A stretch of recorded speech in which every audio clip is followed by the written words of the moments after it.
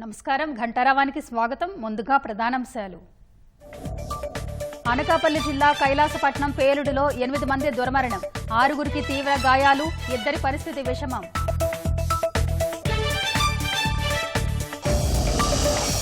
ప్రమాదంపై ఆరా తీసిన చంద్రబాబు, పవన్ కళ్యాణ్ మృతుల కుటుంబాలకు 15 లక్షల చొప్పున పరిహారం.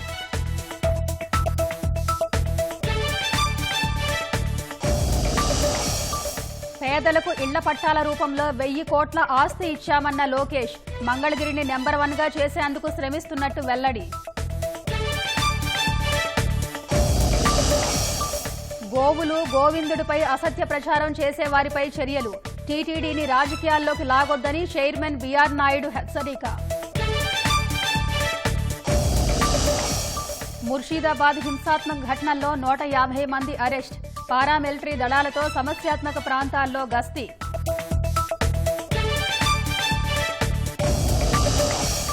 అమెరికాలో అక్రమంగా ఉండేవాళ్లు వెంటనే వెళ్లిపోండి, లేకుంటే జరిమానా, జైలు శిక్ష తప్పవని యూఎస్ హెచ్చరిక.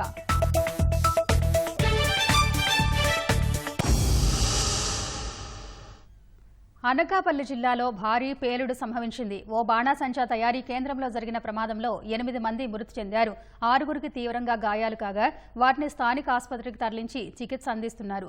వీరిలో 2 పరిస్థితి విషమంగా ఉందని వైద్యులు తెలిపారు. CM Chandrababu, deputy CM Pawan, మంత్రి లోకేష్ ఘటనపై ఆరా తీసి తీవ్ర దిగ్భ్రాంతి వ్యక్తం చేశారు. మృతుల కుటుంబాలకు 15 లక్షల రూపాయల చొప్పున ప్రభుత్వం ఎక్స్ గ్రేషియా ప్రకటించింది. అనకాపల్లి జిల్లా కోటవురట్ల మండలం కైలాసపట్నంలో బాణాసంచా తయారీ కేంద్రంలో భారీ పేలుడు సంభవించి 8 మంది మృతి చెందగా మరో 6గురికి తీవ్ర గాయాలయ్యాయి. వారిలో 2 పరిస్థితి విషమంగా ఉంది. మృతులను తాతబాబు, గోవింద్, రామలక్ష్మి, నిర్మల, పురంపాప, వేణుబాబు, బాబురావు, మనోహర్గా గుర్తించారు. మృతుల్లో 5గురు స్థానిక గ్రామస్తులు కాగా మరో 3 భీమిలి, చౌడువాడలకు చెందిన వారిగా గుర్తించారు. పేలుడు ధాటికి భారీ శబ్దం వచ్చి తయారీ కేంద్రం కుప్పకూలిపోయింది. మంటలు పెద్ద సంఖ్యలో వ్యాపించాయి. ప్రమాద సమయంలో పరిశ్రమలో 14 మంది కార్మికులు ఉన్నట్లు సమాచారం. ఒక్కసారిగా జరిగిన ప్రమాదంతో స్థానిక ప్రాంతాలు అల్లకల్లోలంగా మారాయి. రోదనలు మిన్నంటాయి. ఫైర్ అయిందంటే పక్కన ఉండేటువంటి చేలో ఉండేటటువంటి ఒక వ్యక్తి వచ్చి చూరుబుడికి ఫైర్ మంటలు వస్తున్నాయి. వస్తే మాకు విలేజ్కి ఫోన్ ద్వారా కాంటాక్ట్ ఫోన్ ద్వారా మాకు చెప్పేదండి. చెప్తే ఊళ్ళో జనాలు వచ్చారు. అప్పటికే ఫైర్ అవుతుంటే జనాలు వచ్చి లోపలికి వచ్చేప్పటికి ఇదంతా ఫుల్గా ఫైర్ అయిపోయింది. అంతలోకి బ్లాస్ట్ అయిపోయింది. వాడు కాకపోతే ఇంకా మంటలు వస్తున్నాయి. అప్పుడు శవాలు ఏమైనా చనిపోయిన వాళ్ళు కనిపించారా? అంటే ఎవరనేది ఐడెంటిఫై చేయలేకపోతే దెబ్బలు తగిలిన వాళ్ళు పరిస్థితి వాళ్ళు అంటే ఒక దగ్గర లేకుండా చల్ల చెదురుగా ఉన్నారు. ఓకే.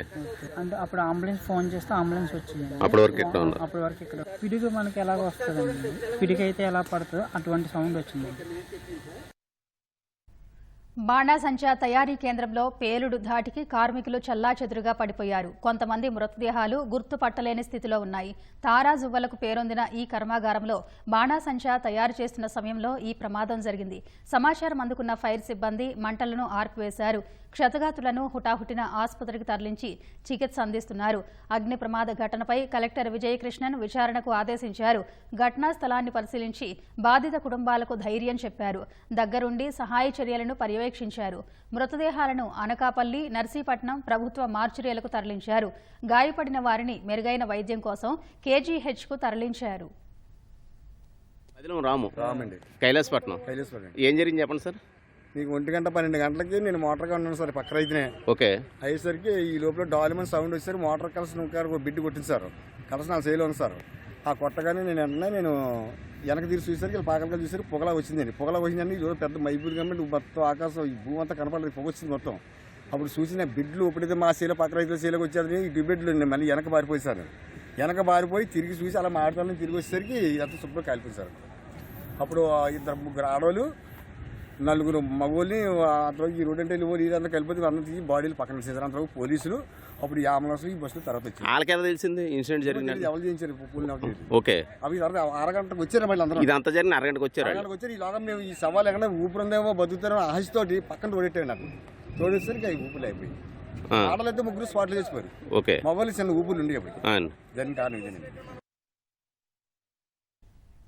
అగ్ని ప్రమాదం ఘటనపై సీఎం చంద్రబాబు, ఉప ముఖ్యమంత్రి పవన్, మంత్రి లోకేష్ దిగ్భ్రాంతి వ్యక్తం చేశారు. హోంమంత్రి అనిత, కలెక్టర్, ఎస్పీతో ఫోన్లో మాట్లాడిన సీఎం బాధితుల ప్రస్తుత పరిస్థితిని అడిగి తెలుసుకున్నారు. క్షతగాతుల పరిస్థితిని చంద్రబాబుకు అధికారులు వివరించారు. హోంమంత్రి అనితతో మాట్లాడిన పవన్ కళ్యాణ్ అగ్ని ప్రమాదంపై ఆరా తీశారు. బాణాసంచా పేలుడు ఘటన దురదృష్టకరమని మంత్రి లోకేష్ అన్నారు. క్షతగాతులకు మెరుగైన వైద్యం అందించేలా చర్యలు తీసుకోవాలని ఆదేశించారు. బాధిత కుటుంబాలకు ప్రభుత్వం అండగా ఉంటుందని చెప్పారు. మృతుల కుటుంబ సభ్యులకు ప్రగాఢ సానుభూతి తెలిపారు.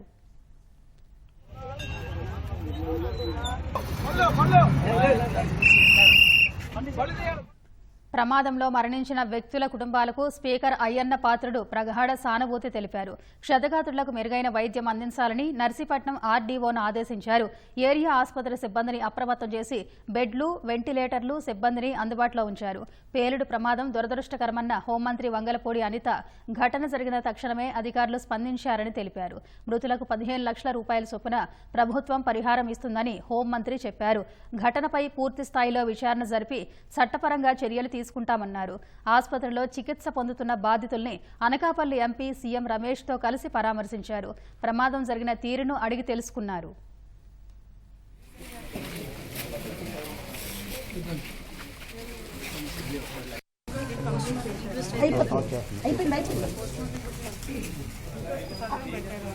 కైలాసపట్నం ఉంది యాక్చువల్లీ సేమ్ అంటే ఇప్పుడు బాణాసంచా తయారీ కేంద్రంలో తారాజువ్వలు, చిచ్చుబుడ్లు, దీపావళి బాంబులు, వెదురు కట్టెలతో రకరకాల దీపావళి సామాగ్రి తయారు చేస్తారు. 60 సెంట్ల స్థలంలో ఉన్న ఈ తయారీ కేంద్రం గ్రామ శివార్లోని గడ్డ పక్కనే నెలకొంది. గత 15 ఏళ్లుగా ఈ కేంద్రంలో మందుగుండు సామాగ్రి తయారు చేస్తున్నారు. ఇటీవల అనుమతుల విషయమై కొంత వివాదం ఉండడంతో న్యాయస్థానం నుంచి ఆదేశాలు పొంది నడుపుతున్నట్టుగా స్థానికులు చెబుతున్నారు. ఊరికి దూరంగా ఉండటం వల్ల గ్రామానికి ఎటువంటి నష్టం జరగలేదు. మరోవైపు అధికారులు కేంద్రానికి ఉన్న అనుమతులు, అక్కడ ఎంతమంది పనిచేస్తున్నారు, ఎప్పటి నుంచి ఈ కేంద్రం ఉందనే అంశంపై ఆరా తీస్తున్నారు.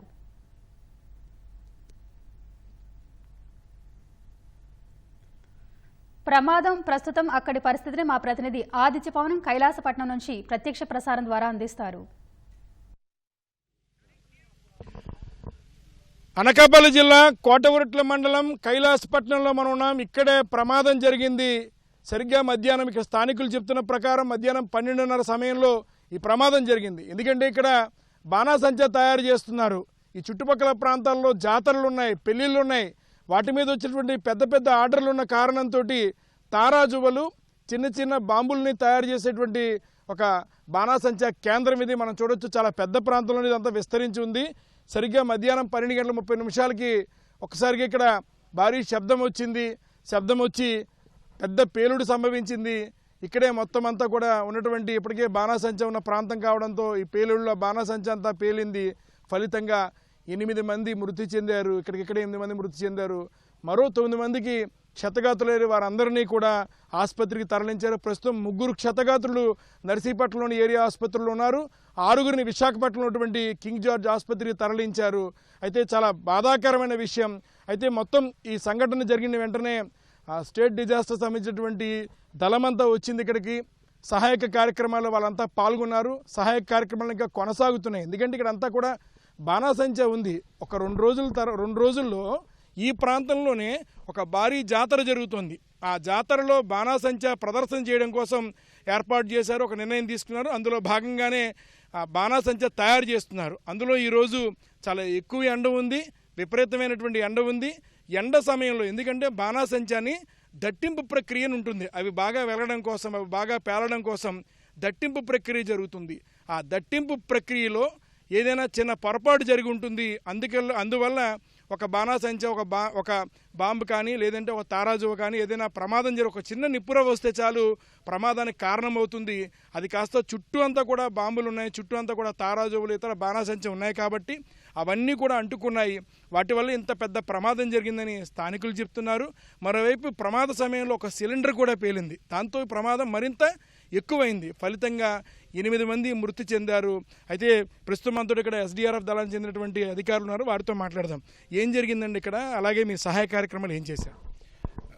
యాక్చువల్గా మాకు తెలియడం అబౌట్ 2:30 టైంలో మాకు Andhra Pradesh state disaster response force అయినట్టు మేము విశాఖపట్నం నుంచి ఒక టీము, విజయనగరం నుంచి ఒక టీము, టోటల్గా మాకు ఆర్డర్స్ అనేవి మా స్టేట్ మా ఎస్డిఆర్ఎఫ్ హెడ్ ఆఫీస్ నుంచి మాకు అందడం జరిగింది. అక్కడి నుంచి వచ్చిన వెంటనే మా ఐజీ గారు రాజకుమారి మేడం గారి దగ్గర నుంచి వచ్చిన ఉత్తర్వుల ప్రకారము మా కమాండెంట్ గారు కేవి మురళీకృష్ణ గారు మా ఐపీఎస్ మాకు వెంటనే ఇమీడియట్ ఉటావుటున్న మేము ఎలా ఉన్నా అలా మేము ఉటావుటున్న మా దగ్గర ఉన్నటువంటి ఎక్విప్మెంట్ ఫైర్కి సంబంధించి ఎక్విప్మెంట్ అంతా సర్దించుకొని రావడం జరిగింది. అబౌట్ 4:30కి మేము ఇక్కడ రీచ్ అయినప్పటికీ మ్యాక్సిమం ఇక్కడ జరగాల్సిన నష్టం అంతా జరగకూడదు, కానీ జరిగిపోయింది. అదే సమయంలో మేము వచ్చినప్పటికీ మనకి ఇక్కడ ఉన్నటువంటి కొంత ఫైర్ ఏదైతే బయటకు వస్తుందో ఇక్కడ ఉన్నటువంటి ఫైర్ సిబ్బంది ఆల్రెడీ ఇక్కడికి మనకు రీచ్ అవ్వడం జరిగింది. వాళ్ళు చేసినటువంటి ఫైర్ యొక్క డిస్మాంటిల్ సమయంలో వాళ్ళకి మేము సపోర్టుగా ఇప్పుడు వాళ్ళకు కూడా సపోర్టుగా ఇంతవరకు చేయడం జరిగింది. పూర్తిగా ఇక్కడ ఎటువంటి ఫైర్ లేకుండా కంప్లీట్గా మన మేడం గారు వచ్చారు, హోమ్ మినిస్టర్ మేడం గారు కూడా వచ్చి అవన్నీ కూడా ఇక్కడ అన్నీ పరిశీలించి ఏమేమి చేయాలి, మొత్తం ఇక్కడ ఎటువంటి ఫైర్ లేకుండా ఫైర్ని మొత్తం డిస్మాంటిల్ చేయమన్నారు. మిగిలినటువంటి క్రాకర్స్ ఏమైనా ఉన్నట్టయితే వాటిని కూడా పూర్తిగా మనకి ఎటువంటి ఇన్సిడెంట్ జరగకుండా మొత్తం డిస్మాంటిల్ చేయమంటే మొత్తం చేయడం జరిగింది. ఇటువంటి సంఘటన మనకు జరగకూడదు. బట్ మేము విచారణకరమైనటువంటి విషయం ఏంటంటే కొంచెం జరగకుంటే బాగుండేది. మా దగ్గర ఉన్నటువంటి ఎక్విప్మెంట్ అంతా కూడా పట్టుకొని మా దగ్గర ఉన్న స్పెషలైజ్డ్ వెహికల్స్, మా దగ్గర ఉన్నటువంటి ఫైర్ ఫ్యాక్షన్ సూట్స్ అన్నీ పట్టుకొని మేము రావడం జరిగింది. మా దగ్గర ఉన్నటువంటి టోటల్గా 2 టీములు ఇక్కడికి రావడం జరిగింది. మా టీంలు రెండింటికి కూడా ఇన్ఛార్జ్గా మా డిఎస్పీ గారు రామకృష్ణ గారు మాకు తీసుకొని రావడం జరిగిందండి. ఇది ఇక్కడ ఎస్డిఆర్ఎఫ్ దళాలని కూడా సహాయ కార్యక్రమాలు చేసి మనం చూడొచ్చు. ఈ ప్రాంతం అంతా కూడా ఇదంతా కూడా పేలుడు జరిగినటువంటి ప్రాంతం. మొత్తం చూడొచ్చు, ఈ ప్రాంతం అంతా కూడా పేలుడు జరిగినటువంటి ప్రాంతం ఇది.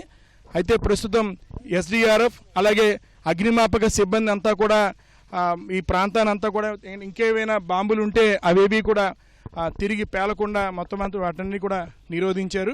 అలాగే ఇక్కడ చూడొచ్చు, ఈ సమీపంలో గ్రామంలో జాతర కోసం సిద్ధం చేసినటువంటి బాణాసంచా 2 రోజుల్లో ఈ ప్రాంతంలో ఇక్కడ ఒక జాతర జరుగుతుంది.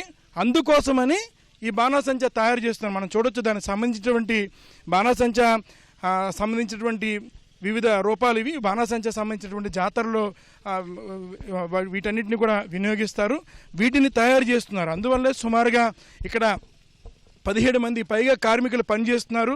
జాతరలో బాణాసంచా ప్రదర్శన ఉంది. ఆ ప్రదర్శన కోసమే మొత్తం ఇక్కడ ఉన్నటువంటి కార్మికులంతా పనిచేస్తున్నారు. ఆ సమయంలో ప్రమాదవశాత్తు ఈ యొక్క అగ్ని ప్రమాదం జరిగింది. ఒక్కసారిగా ఒక నిప్పురవ్వ మొత్తం ఈ అగ్ని ప్రమాదానికి కారణమైంది. ప్రస్తుతం అయితే ఫోరెన్సిక్ అనకాపల్లి జిల్లా నుంచి పోలీస్ ఫోరెన్సిక్ ల్యాబొరేటరీ నుంచి అధికారులు కూడా వచ్చారు. వారంతా కూడా ఈ ప్రాంతాన్ని పరిశీలిస్తున్నారు. అసలు ఈ ప్రమాదానికి గల కారణాలనే దాన్ని అన్వేషిస్తున్నారు. ఇక్కడంతా కూడా క్షుణ్ణంగా పరిశీలన చేస్తున్నారు. ప్రతి అణువుని కూడా ఫోరెన్సిక్ చెందినటువంటి అధికారులు క్షుణ్ణంగా పరిశీలిస్తున్నారు. పరిశీలించి ఈ ప్రమాదం గల కారణాలని అన్వేషిస్తున్నారు. ప్రధానంగా అనకాపల్లి జిల్లా నుంచి బృందం ఇక్కడికి వచ్చింది. ఫోరెన్సిక్ ల్యాబొరేటరీ బృందం ఈ ప్రాంతానికి వచ్చింది. ప్రమాదం జరిగినటువంటి ప్రాంతం ఇదిగో ఇక్కడే ఉంది. చూడండి, తునాతునకలు అయిపోయింది. ఆ బాంబు ఇక్కడ ఉన్నటువంటి బాణాసంచా పేలుడు దాటికి తునాతునకలు అయిపోయినటువంటి కనిపిస్తుంది. ఇక్కడే ఇదే మొత్తం బాణాసంచా తయారు చేసేటువంటి ఆ ప్రాంతం కార్ఖానా ఇదే. మనం చూడొచ్చు, మొత్తం కుప్పకూలిపోయింది. ఒక్కసారిగా పేలుడు శబ్దం దాటికి కుప్పకూలిపోయింది. ఇక్కడే కార్మికులు పనిచేస్తున్నారు. ఇక్కడ పనిచేస్తున్నటువంటి కార్మికుల్లో 8 మంది మృతి చెందారు. మిగిలినటువంటి సుమారుగా మరో 8 మందికి క్షతగాతులయ్యారు. వారందరినీ కూడా ఆసుపత్రికి తరలించారు. ఇక్కడికి సంఘటన జరిగిన వెంటనే పోలీస్, రెవెన్యూ, ఇతర ప్రభుత్వ సిబ్బంది అంతా కూడా వచ్చారు. వైద్య సిబ్బంది కూడా వచ్చారు. వారంతా వచ్చి క్షతగాతులను ఇక్కడి నుంచి సుమారుగా ఇక్కడి నుంచి 2 కిలోమీటర్లు ఉంటుంది. రోడ్డుకి వెళ్ళడం అంటే 2 కిలోమీటర్ ప్రాంతం ఉంటుంది. అక్కడ దాకా తీసుకుని వెళ్ళి వారందరినీ అంబులెన్స్లో ఆసుపత్రికి తరలించి వారందరికీ కూడా ఉన్నతమైనటువంటి వైద్యాన్ని అందిస్తున్నారు. మనం చూడొచ్చు, ఇదంతా కూడా పేలుడు జరిగినటువంటి ప్రాంతం ఇది. ఈ పేలుడు జరిగినటువంటి ప్రాంతం ఇది మనం చూడొచ్చు ఎంత దారుణంగా ఉందో. పేలుడు దాటికి పేలినటువంటి సిలిండర్లని, ఇతర పరికరాలని, ఇతర మొత్తంతో మనం చూస్తున్నాం. ఒక్కసారిగా ఇదంతా కుప్పకూలిపోయింది. ఈ కుప్పకూలిపోయిన కిందే 8 మంది మృతదేహాలు కూడా ఇక్కడి నుంచే వెలికి తీశారు. అలాగే క్షతగాతులకి మెరుగైనటువంటి వైద్యం అందిస్తున్నారు. ప్రస్తుతం 3 నర్సీపట్నంలో ఉన్నారు. మరొక 6 విశాఖపట్నం కింగ్ జార్జ్ ఆసుపత్రిలో చికిత్స పొందుతున్నారు. మనం చూడొచ్చు, ఫోరెన్సిక్ ల్యాబొరేటరీ చెందినటువంటి అధికారులు ఇక్కడ ఉన్నారు. వారంతా పరిశీలిస్తున్నారు, ఈ ప్రాంతాన్ని పరిశీలిస్తున్నారు. ఇది ఇక్కడున్న పరిస్థితి. కెమెరా పర్సన్ ఏ శ్రీనివాస్తో ఆదిత్య పవన్, అనకాపల్లి జిల్లా. అధికారం చేపట్టిన ఏడాదిలోపే రాష్ట్రం మొత్తం మంగళగిరి వైపు చూసేలా 1000 కోట్ల ఆస్తిని ఇళ్ల పట్టాల రూపంలో పేదలకు అందించామని మంత్రి లోకేష్ తెలిపారు. రాజధాని అమరావతి అభివృద్ధిలో భాగంగా మంగళగిరికి అద్భుత అవకాశాలున్నాయన్నారు. నియోజకవర్గ ప్రజలు తనకిచ్చిన అవకాశంతో మంగళగిరిని నెంబర్ 1గా చేయడానికి అహర్నిశలు కృషి చేస్తున్నట్టు తెలిపారు. గౌరవ ముఖ్యమంత్రి చంద్రబాబు నాయుడు గారితో నాకు అన్న సమానమైన పవనంతో కూడా పోరాడి నిధులు తీసుకొస్తా, నియోజకవర్గాన్ని అభివృద్ధి చేస్తానని ఆనాడు మీకు చెప్పా. ఆనాడు మీకు విషయం చెప్పా, ఇంటి పట్టాలది కూడా. కొన్ని పట్టాలు సంవత్సరం లోపల ఇవ్వచ్చు, కొన్ని పట్టాలు రెండో విడతలో 1 సంవత్సరం తర్వాత పడుతున్నాయి. ఎండోమెంట్, రైల్వే లాంటివి కొంచెం సమయం పడుతుంది. అటవీ భూమి, అదేవిధంగా ట్యాంక్ భూముల్లో ఇంకెక్కువ సమయం పడుతున్నా ఆనాడే చెప్పా. ఈ రోజు అనగాని సత్యప్రసాద్ గారు సహకారంతో సంవత్సరం కూడా ఒక ముందల కరెక్ట్ గా 11 నెలల్లో ఈ రోజు 3000 కుటుంబాలకి బట్టలు పెట్టి పసుపు కుంకాలతో ఈ రోజు కూటమి ప్రభుత్వం పట్టాలు ఇస్తుంది. తల్లి, మన ప్రభుత్వం, కూటమి ప్రభుత్వం అధికారంలోకి వచ్చిన తర్వాత 2వ కేబినెట్ మీటింగ్ లో 100 పడకల హాస్పిటల్, ప్రభుత్వ హాస్పిటల్ శాంక్షన్ చేపించా. ఈ రోజే హాస్పిటల్ శంకుస్థాపన చేశా. 365 రోజుల హాస్పిటల్ కట్టి మీకు అంకితం చేస్తా. ఉప ముఖ్యమంత్రి పవన్ కళ్యాణ్ కుటుంబ సభ్యులతో కలిసి హైదరాబాద్కు చేరుకున్నారు. ఈ నెల 8న సింగపూర్లో జరిగిన అగ్ని ప్రమాదంలో చిన్న కుమారుడు మార్క్ శంకర్ కాలికి, చేతులకు గాయాలయ్యాయని ఆయన సింగపూర్ వెళ్లారు. అక్కడి కేకే మదర్ అండ్ చైల్డ్ ఆసుపత్రిలో మార్క్ శంకర్కు వైద్యం అందించారు. ప్రధాని మోదీ పవన్తో ఫోన్లో మాట్లాడి ఘటన గురించి తెలుసుకోవడంతో పాటు సింగపూర్లోని భారత హై కమిషనర్తో మాట్లాడారు. భారత హై కమిషనర్ కార్యాలయం నేరుగా మార్క్ శంకర్ వైద్య సేవలను పర్యవేక్షించింది. సింగపూర్ ఆసుపత్రిలో 5 రోజుల పాటు వైద్య సేవలు పొందిన తర్వాత నిన్న రాత్రి సతీమణి అన్నా లెజినోవా, కుమారుడు మార్క్ శంకర్, కుమార్తె పొలను అంజనాతో కలిసి పవన్ కళ్యాణ్ హైదరాబాద్కు చేరుకున్నారు. మార్క్ శంకర్ ఆరోగ్యం నిలకడగా ఉందని పవన్ ఎక్స్ వేదికగా వెల్లడించారు. తన కుమారుడి క్షేమాన్ని ఆకాంక్షించిన అందరికీ ధన్యవాదాలు తెలిపారు. క్లిష్ట సమయంలో సందేశాలు, ప్రార్థనలు ఎంతో ధైర్యం ఇచ్చాయని పేర్కొన్నారు. సింగపూర్లో వైద్య చికిత్సకు సహకరించిన ప్రధాని మోదీకి పవన్ ప్రత్యేక ధన్యవాదాలు తెలిపారు. విశాఖ మన్యంలోని అడవి తల్లి బాట కార్యక్రమంలో ఉండగా ప్రమాద సమాచారం అందిందని సకాలంలో జోక్యం చేసుకుని తన కుటుంబానికి అపారమైన శక్తిని, ఉపశమనాన్ని కలిగించారంటూ మోదీకి కృతజ్ఞతలు తెలిపారు. మరోవైపు పవన్ సతీమణి అన్నా లెజినోవా నేడు తిరుమలకు వెళ్లనున్నారు. కుమారుడు అగ్ని ప్రమాదం నుంచి బయటపడినందుకు రేపు ఉదయం శ్రీవారిని దర్శించుకుని మొక్కులు చెల్లించనున్నారు. టీటీడీని రాజకీయాల్లోకి లాగొద్దని చైర్మన్ బీఆర్ నాయుడు అన్నారు. గోశాలలో గోవులు మరణించాయంటూ వైసీపీ దుష్ప్రచారం నేపథ్యంలో ఆయన గోశాలను పరిశీలించారు. అక్కడ ఇన్ఛార్జ్ డైరెక్టర్ శ్రీనివాసులతో సమావేశమై వివరాలు అడిగి తెలుసుకున్నారు. టీటీడీ చైర్మన్ను కలిసిన కూటమి నాయకులు భూమనపై కేసు పెట్టి విచారణ జరిపించాలని కోరారు. భూమనపై టీటీడీ చైర్మన్ నాయుడుతో పాటు పాలక మండలి సభ్యుడు భానుప్రకాష్ రెడ్డి తీవ్ర విమర్శలు చేశారు. ఒక హిందూ వ్యతిరేకమైనటువంటి వ్యక్తి టీటీడీ చైర్మన్ కావటం మనందరి దురదృష్టం. ఎందుకంటే ఆయన వేసే అన్ని వేషాలే, ఒరిజినల్ వ్యక్తి కాదు, హిందువు కాదు. ఆయన పిల్లలు ఏ సాంప్రదాయం ప్రకారం పెళ్లిళ్ళు చేశాడు మనం అందరూ చూసాం. ఆయన ఏదో ఈరోజు ఒంటికాల మీద టీటీడీని టార్గెట్ చేస్తున్నాడు. రాజకీయంగా పోరాడాలంటే రాజకీయ నాయకులను వారి మీద పోరాడమని టీటీడీని ఎందుకు ఊరికే బ్లేమ్ చేస్తున్నారని నేను అడుగుతున్నాను. ప్రతిదీ కమిషన్ తీసుకున్నాడు. పోతా 1600 కోట్ల రూపాయలు ఈ ఇంజనీరింగ్ వర్క్స్కి ఇచ్చేళ్ళాడు. ఆయన టీటీడీ చైర్మన్ కాదు, కమిషన్ల చైర్మన్. ఆయన ఈరోజు మా మీద బురదగలేదు. ఎక్స్పైర్ అయిపోయిన మెడిసిన్ ఆవులకి ఇచ్చాడు, దానా పురుగులు పట్టింది ఇచ్చాడు, ఎప్పుడూ వచ్చిన పాపాను పోలేదు ఆయన. కాబట్టి ఇవన్నీ ఆయన మానుకుంటే బెటర్. అటువంటి వ్యక్తి ఇంకోటి ఈ భూమి మీద పుట్టకూడదని చెప్పేసి నేను వెంకటేశ్వరని కోరుకుంటున్నా. ఇటువంటి వ్యక్తి నా జీవితంలో ఎప్పుడు నేను చూడాల. దేవుడు సొమ్ము తిన్నోడు ఇంతవరకు ఎవడు బతికి పట్టక, కాకపోతే టైం. దానాలో ఆవులకు పెట్టకూడదని విజిలెన్స్ రిపోర్ట్లో ఉంది. నువ్వు దాన్ని పెట్టించావు. నువ్వు పెట్టినావు అనే దానికి నిదర్శనం మా దగ్గర ఎవిడెన్స్, మేము ఊరికే మారట్లేదు. పురుగులు దీన్ని ఆ రోజు మీరు ఇక్కడ నుండి గోమాతలకు ఇచ్చేసి మేము కూడా కలిసి వెళ్ళొచ్చాం. వాటికి ఫీడ్ ఇస్తుంటే 11:30కి ఇచ్చాం. కడుపు నిండా తిన్నాయి, హ్యాపీగా పడుకొని ఉన్నాయి. ఇంత బాగా గోమాతలను చూసుకుంటుంటే మీ నాయకుడికి చెప్పు, ఇంట్లో మాతను సరిగ్గా చూసుకోమని చెప్పి, తల్లిని చెల్లిని బాగా చూసుకోమని చెప్పు. టీటీడీని ఒక రాజకీయ పునరాస కేంద్రంగా జగన్మోహన్ రెడ్డి మార్చారు. దాంట్లో మీరందరూ సభ్యులు అని చెప్పి మేము భావిస్తూ వక్ఫ్ సవరణ చట్టాన్ని నిరసిస్తూ పశ్చిమ బెంగాల్లోని ముర్షిదాబాద్ జిల్లాలో జరిగిన హింసాత్మక ఘటనలకు సంబంధించి పోలీసులు ఇప్పటివరకు 150 మందిని అరెస్ట్ చేశారు. కొత్తగా ఎక్కడా హింసాత్మక ఘటనలు జరగలేదని తెలిపారు. ముర్షిదాబాద్ జిల్లాలోని సుతి, ధులియాన్, శంషేర్గంజ్, జంగీపూర్ ప్రాంతాల్లో పరిస్థితి ప్రశాంతంగా ఉందని చెప్పారు. ఆయా ప్రాంతాల్లో నిషేధాజ్ఞలు విధించిన పోలీసులు హైకోర్టు ఆదేశాల మేరకు బీఎస్ఎఫ్ బలగాలను కూడా మోహరించారు. హింసాత్మక ఘటనలు జరిగిన ప్రాంతాల్లో ఇంటర్నెట్ నిలిపివేశారు. హింసాత్మక ఘటనల తర్వాత ఓ వర్గానికి చెందిన వారు మరో ప్రాంతానికి తరలి వెళుతున్న వీడియోలు సామాజిక మాధ్యమాల్లో వైరల్గా మారాయి. దాదాపు 400 కుటుంబాలు ముర్షిదాబాద్ జిల్లాలోని ధులియాన్ నుంచి సమీపంలోని మాల్దా ప్రాంతానికి తరలి వెళ్లారని పశ్చిమ బెంగాల్ శాసనసభ విపక్ష నేత సువేందు అధికారి ఎక్స్లో పోస్ట్ చేశారు. వక్ఫ్ చట్టంపై నిరసనలు తెలుపుతున్న వారు శాంతియుతంగా ఉండాలని పశ్చిమ బెంగాల్ సీఎం మమతా బెనర్జీ విజ్ఞప్తి చేశారు. వక్ఫ్ చట్టాన్ని తాము తీసుకురాలేదని కేంద్ర ప్రభుత్వం తీసుకొచ్చిందని పునరుద్ఘాటించారు. వక్ఫ్ సవరణ చట్టానికి తమ పార్టీ మద్దతు ఇవ్వలేదని స్పష్టం చేశారు. అమెరికాలో అక్రమంగా ఉంటున్న వారు తక్షణమే స్వతహాగా దేశం విడిచిపెట్టి వెళ్లాలని అమెరికా మరోసారి హెచ్చరికలు జారీ చేసింది. విమాన టికెట్ సొమ్ము భరించలేకపోతే రాయితీ ఇచ్చే ఏర్పాట్లు చేస్తామని తెలిపింది. అమెరికాను వేడుకుంటే జరిమానా, జైలు శిక్ష విధిస్తామని డిపార్ట్మెంట్ ఆఫ్ హోంల్యాండ్ సెక్యూరిటీ స్పష్టం చేసింది. భవిష్యత్తులో చట్టపరమైన మార్గంలో అమెరికాకు వచ్చేందుకు కూడా అవకాశం ఉండదని హెచ్చరించింది. 30 రోజులకు మించి ఎక్కువ కాలం ఉంటున్న విదేశీయులు ఖచ్చితంగా రిజిస్టర్ చేసుకోవాలని డిపార్ట్మెంట్ ఆఫ్ హోంల్యాండ్ సెక్యూరిటీ తెలిపింది. ఫైనల్ ఆర్డర్ అందుకున్న వారికి ప్రతి రోజుకు $998 చొప్పున జరిమానా విధిస్తామని వివరించింది. ఈ నిర్ణయం నేరుగా H-1B విద్యార్థి పర్మిట్లపై ఉండేవారికి వర్తించదని, ఎవరైనా H-1B వీసాపై వచ్చి ఉద్యోగం కోల్పోతే వారు నిర్ణీత సమయం దాటి అమెరికాలో ఉంటే మాత్రం చర్యలు ఎదుర్కోవాల్సి ఉంటుందని పేర్కొంది.